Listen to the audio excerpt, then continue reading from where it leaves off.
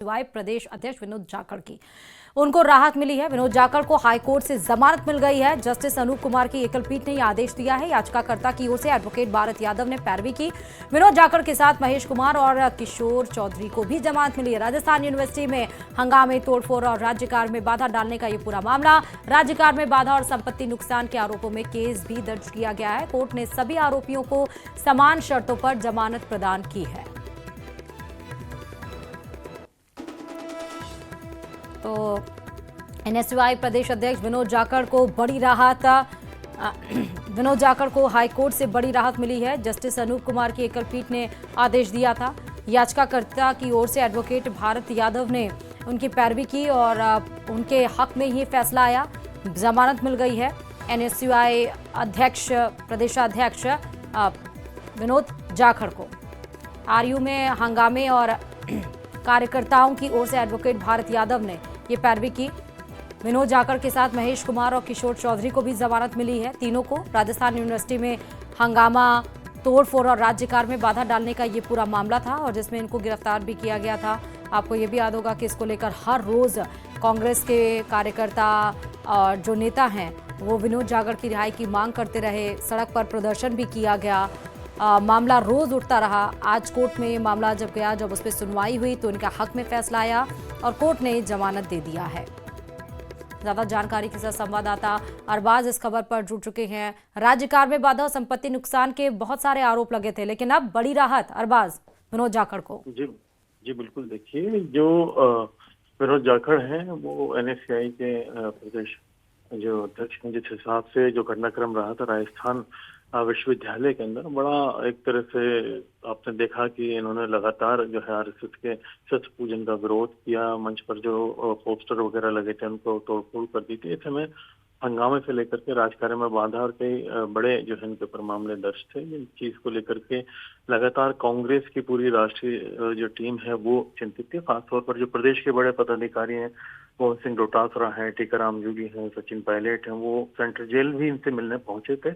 आज इनको एक तरह से जो है इसमें जमानत मिल गई है। जो राजस्थान हाईकोर्ट की एकल पीठ है जस्टिस अनूप कुमार की, वहां पर इनकी बातचीत जो है की गई थी। जिस हिसाब से चर्चा हुई उसके बाद में आप देखेंगे कि एडवोकेट भरत यादव की ओर से पैरवी करने के बाद में उन्होंने तमाम पॉइंट्स को वैलिड मानते हुए फिलहाल न सिर्फ विनोद जाखड़ को बल्कि इनके दो और साथियों को साथ में जमानत देने के आदेश जारी कर दिए हैं। पहले इनकी जमानत जो है निचली अदालत में लगी थी, जहां से खारिज होने के बाद में इन्हें हाईकोर्ट में जो है अपील करनी पड़ी। अब फिलहाल आज आदेश टाइप होंगे, शाम तक पहुंच करके इनकी या तो आज शाम तक या फिर कल सुबह तक बाहर ये जेल से आ जाएंगे। जी ठीक है, बहुत शुक्रिया अरबाज तमाम जानकारी देने के लिए खबर पे।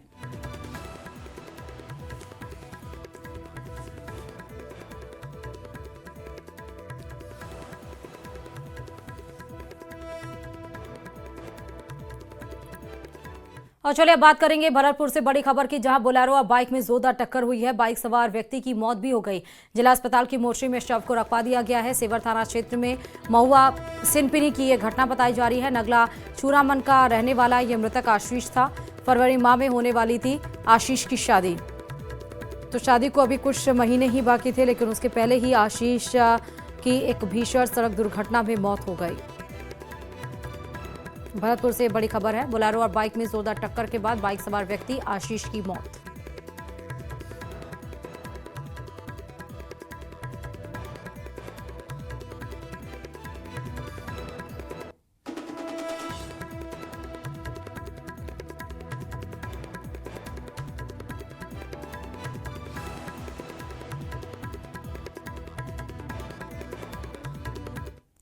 दीपावली से पहले राजस्थान में मिलावटखोरों के खिलाफ खाद्य सुरक्षा विभाग और पुलिस ने सख्त कार्रवाई की। जयपुर के मुहाना इलाके में शुद्ध आहार मिलावट पर वार अभियान के तहत शाही सिक्का और क्रेन ब्रांड के संदिग्ध रिफाइंड मूंगफली तेल के 3 सैंपल लिए गए और 570 लीटर तेल सीज किया गया। लक्ष्मी ट्रेडिंग कंपनी से 1100 लीटर सरसों तेल भी जब्त हुआ। झुंझुनू जिले में भी शुद्ध के लिए युद्ध अभियान के तहत बुहाना में 118 किलो नकली कलाकंद और 216 लीटर खाद्य तेल जब्त कर नष्ट किया गया। मिठाइयों में सोयाबीन तेल की मिलावट पाई गई।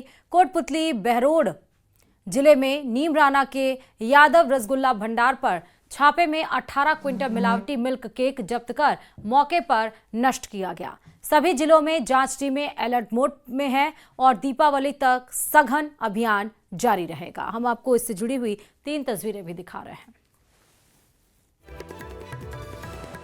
आप देख सकते हैं जयपुर में 1670 लीटर तेल यहां पर जब्त किया गया है। झुंझुनू में 118 किलो कलाकंद नष्ट कराया गया है। कोटपुतली बैरोड की जो तस्वीरें देख रहे हैं, यहां पर 18 क्विंटल मिल्क केक जब्त किया गया है।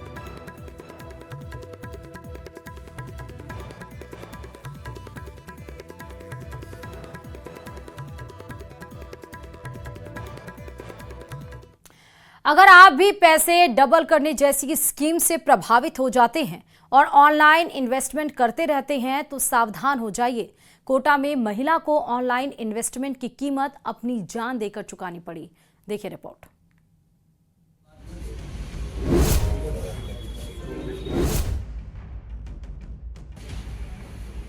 टेलीग्राम से डबल इनकम का झांसा, साइबर ठगों ने महिला को फांसा। ऑनलाइन निवेश से सावधान, लालच में गई महिला की जान।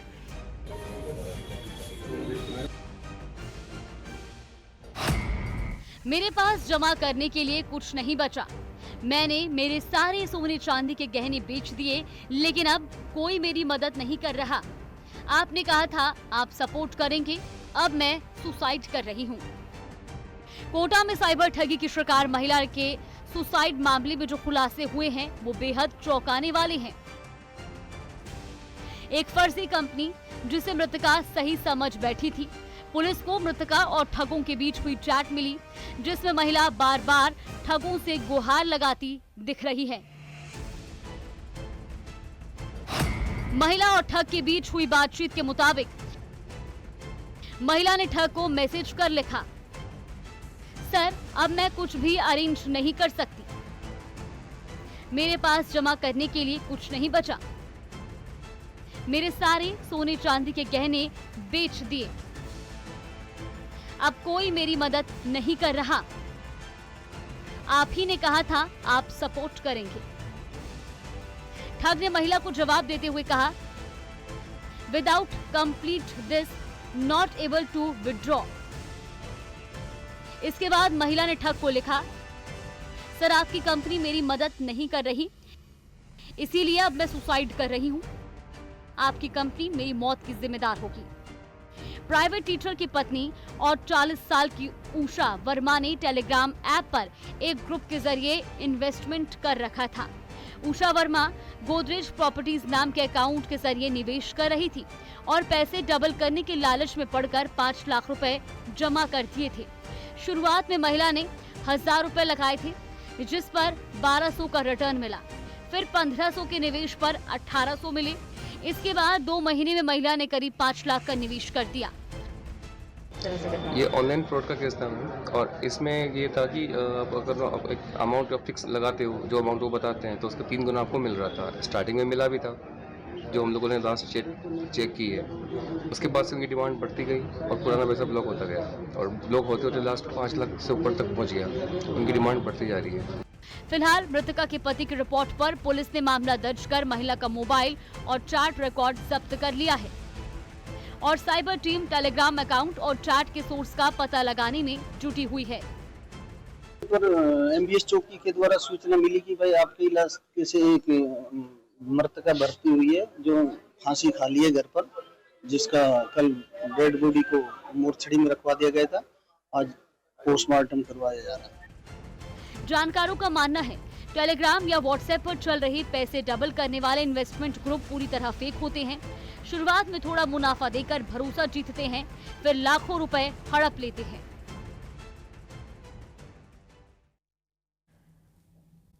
चलिए